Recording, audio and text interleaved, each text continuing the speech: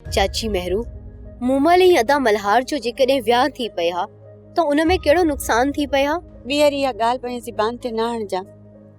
जेको पाणी पुल हेठां गुज़री वियो उन ते मातम करण जो कहिड़ो फ़ाइदो। चाची अवां नाराज़ न थियो, मूं त बस ईअं ई ॻाल्हि कई हुई। ख़बर अथम धीअ, मां नाराज़ न आहियां।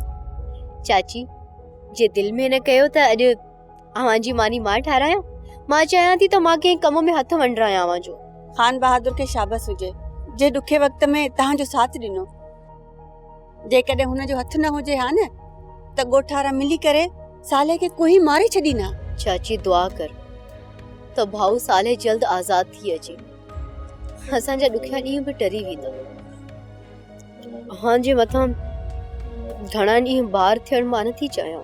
बानो थिए तूं असांजी पंहिंजी धीअनि वांगुरु आहीं, जोड़ो के चांडोकी जी भेण वांगुरु। चाची अवां जी गैर मौजूदगी में चांडोकी भी मूंखे इहे ई अखर चया। यकीन ॼाणो मूं नंढपण खां वठी मां जो प्यार न आहे ॾिठो, पर अवां जो ही प्यार नसीब मुंहिंजी दिल वॾी थी वई आहे।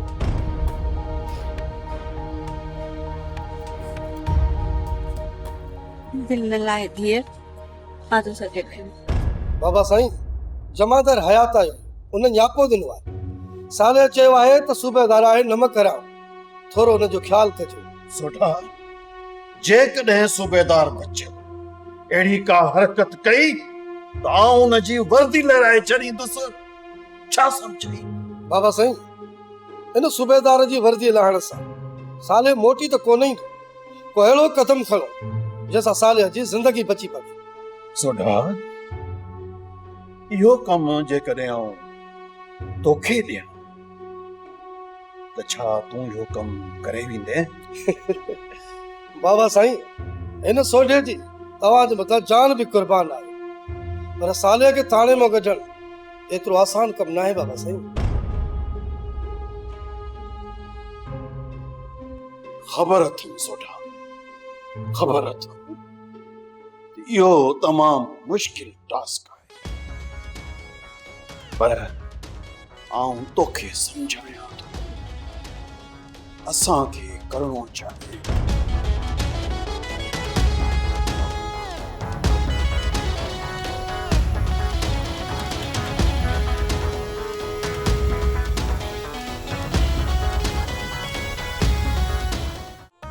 शेरोज खान एॾो मुड़ुस माण्हू हुजे हा न त असां ईअं लाकब में न सड़ूं हा। प्रभु तूं मनी न मनी पर हुन असांजी जान त बचाई आहे। तूं हिन भूतारनि खे कोन थो सुञाणी। शेरोज खान असांजे मथां थोरो थपण जे लाइ हाफ फ्राई वारो कूड़ ॻाल्हायो। वेरुनि जी वस्ती, वेरुनि जी वस्ती।